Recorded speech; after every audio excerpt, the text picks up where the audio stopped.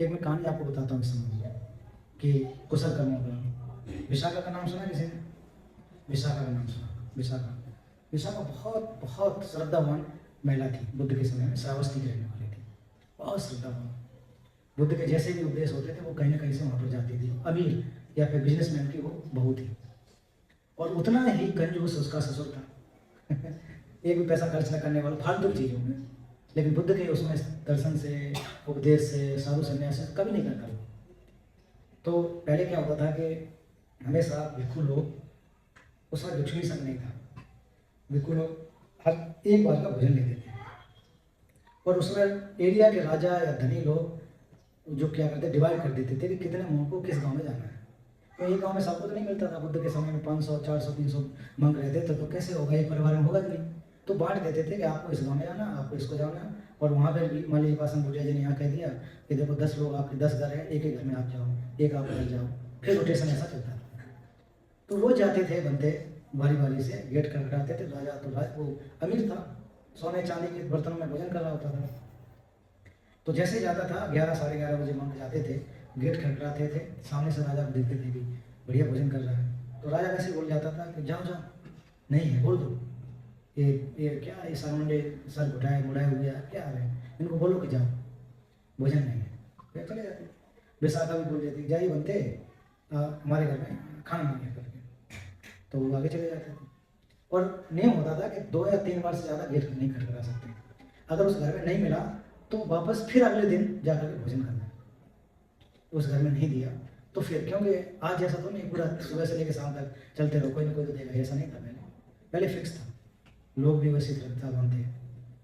फिर वो जब आकर के ऐसा हो गया, 3-4 बार हो गया, फिर उससे जब नहीं रहा गया, फिर आते बनते कि भिक्षा में दे ही।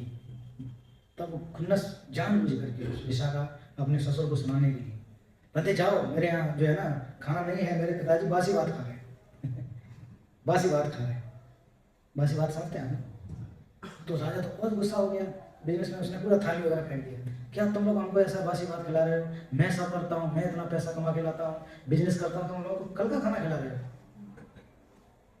तो विशाखा शांत हुई, बोले पिताजी रियलिटी यही है कि आप बासी बात खा रहे हैं, हम सब, ये जो आप अभी पैसा धन, ये सब आपके पूर्व जन्मों का प्रभाव है।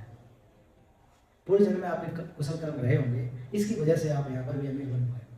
कुछ इस कुशल कर्मों की वजह से आपका ये जो भोजन पानी जो कर रहे हैं वो बासी बात है। उसको समझ आया कि ये तो बहुत कहाँ से सीखा, कि बुद्ध से सीखा। बुद्ध के पास जाते हैं, उपदेश देते हैं, वो उसमें जाकर बुद्ध का एक श्रद्धावान उपासक बन जाता है, मदद करता है। तो कहने का तात्पर्य, हम लोग जो अभी प्राप्त कर रहे हैं वो बासी बात है, सच कहा जाता है ना, हमारे कुशलों का संचय है।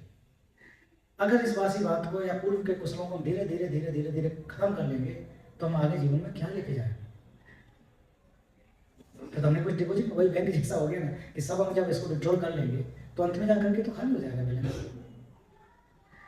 तो बैलेंस खाली ना हो पाए, थोड़ा थोड़ा थोड़ा महीना में बचत करते रहे, 100, 200, 500 जो भी हो। कहने मतलब जब जब ऐसे मौका लगे आपको, चाहे चैरिटी करना हो, चाहे किसी का मदद करना हो, उसमें बहुत अवध की बात नहीं है, लोगों का हित कैसे हम कर सकते हैं, तब जाकर के हमारे पास पुण्य का संचय हो सकता है, हमारा हित हो सकता है। तो ऐसे प्रेरक कहानियाँ ना होकर के रियलिटी है।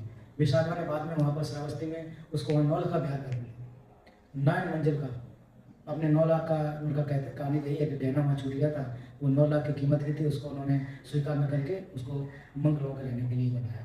तो श्रावस्ती में 19 वर्ष एक जगह रहे, 6 वर्ष एक जगह रहे। जैसे सिद्धार्थ गौतम बुद्ध ने वहाँ पर 25 वर्ष तक गुजारे, 25 वर्ष रेनी सीजन में 25 ईयर्स। तो हम लोग भी ये चीज़ें हमको ये मोटिवेट करती हैं कि हम लोग भी समय समय पर धर्म का अभ्यास करें, सुने। और महामंगल सूत्र में भी कहा जाता है कि काले न धम्म सवनम एतम मंगल उत्तम, काले न धम्म साकच्छा एतम मंगल उत्तम। मतलब समय समय पर धर्म की चर्चा करना मंगल काल है, और समय समय पर धर्म को सुनना मंगल काल है।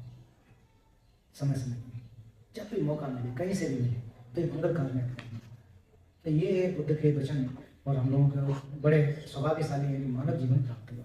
तो ओवरऑल इससे पता लगे, बहुत सारी व्याख्या इसमें मानव जीवन के बारे में, कैसे कैसे हम लोग इसका उपयोग करें, किस तरह से लाभ इसका उठा सके। तो ये खुद को हमको देखना पड़ेगा, समझना पड़ेगा। तो ये आचार्य शांतिदेव की ग्रंथ है। इसके अलावा भी बहुत सारी चीज़ें हम आसानी से प्राप्त कर सकते हैं। किसी भी अवसर कर्म से बच करके तब जाकर के हमको मानव जीवन का प्राप्ति होती है। उसमें शील का पालन हो सकता है, दान का पालन हो सकता है। इसके अलावा हमारी जो क्या कहते हैं, बहुत सारे लोग अच्छी भावना के साथ साथ अभ्यास करते हैं, प्रयास भी करते हैं, तो ये सारे एकोमुलेशन करते हैं, मेरिट एकोमुलेशन। तो पुण्यों का संचय भी दो प्रकार से ना, ज्ञान संभार और पुण्य संभार, मेरिट एकोमुलेशन। तो ये सारे के सारे एकोमुलेशन जब हम लोग करेंगे वो कैसे होगा, निरंतर थोड़ा थोड़ा सा करके लेके जाएंगे, तभी जा करके संभव हो सकेगा। तो बहुत सारे चीज़ों को हम लोग को ध्यान में रखना है कि कैसे हम इनको प्राप्त कर सकें और कैसे इसका हम अभ्यास कर सकें अच्छी तरह से। तभी मैं कहता हूँ सही इन्फॉर्मेशन, पूरी सूचना और सिस्टमेटिक तरीके से, है ना, पूर्ण रूप से सिस्टमेटिक, थोड़ा थोड़ा लेने से नहीं होगा। कहता है कि कहीं की टांग पकड़ी, कहीं सर पकड़ा, तो जोड़ दोगे तो कोई गलत हो जाएगा ना। आदमी का सर ले आए, बकरी का पैर ले आए, अब उसको कह रहे हो कि आदमी है, तो अजीब हो जाएगा ना। क्यों? सिस्टमेटिक नहीं है, पूरा नहीं है, अधूरा है। अधूरा ज्ञान हमेशा खतरनाक। कहता है ना कि अधूरा ज्ञान खुद को नुकसान पहुंचाएगा और दूसरों को भी नुकसान पहुंचाएगा। थोड़ा ज्ञान रखो, पूरा रखो, अधूरा कभी नहीं। एक कहावत है ना, अधजल गगरी छलकत जाए, भरी गलिया चुप है जाए। जो देखा होगा आपने, घड़ा होता है, आधा हो कितना आवाज करता है, और पूरा फुल ऊपर हो तो उसमें आवाज नहीं आती।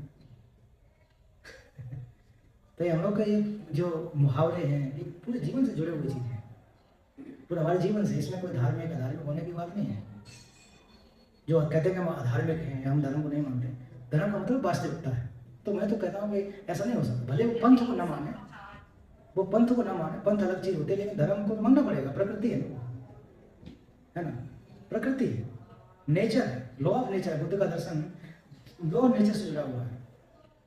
उनका जीवन को भी अगर देखो तो वो पूरा नेचर के साथ रहे। जन्म भी वृक्ष के नीचे लिए, ज्ञान भी वृक्ष के नीचे, और क्या उपदेश भी वृक्ष के नीचे, और निर्माण भी वृक्ष के नीचे, जीवन से जुड़ा रहा। हर चीज़ हमारे नेचर से लेकर के प्रति समर्पण कैसे घटित हो रहा है, कैसे हो रहा है, सारा तो वैसे लिया हुआ है। मनुष्य की स्वाभाविकता क्या है, निसर्गता क्या है, आदत क्या है, वो सब लांछन है, स्वभाव है। उसी को उन्होंने अच्छी तरह से व्याख्या के रूप में किया है। बुद्ध ने कोई ऐसा नहीं कि अलग से थोपा हो हमारे ऊपर, ऐसा तो कुछ नहीं किया। हमारे पैदा होते हमारे अंदर क्लेश है, बुराइयां, तो उन्होंने बुराइयों को निकाला। और बुद्ध ने भी यही कहा कि आप भी ऐसा कर सकते हो, आप भी मेरे तरह बुद्ध बन सकते हो, सब बन सकते हैं। इतना छूट शायद किसी ने नहीं दिया इस दुनिया में। कोई भी शास्त्र, कोई भी दूसरा धर्म का, पंथ का, कोई नहीं कहता है कि आप बुद्ध बन सकते हो, आप अपना मेहनत करो। कहते हैं कि मैं कर दूंगा, आप बैठ जाओ।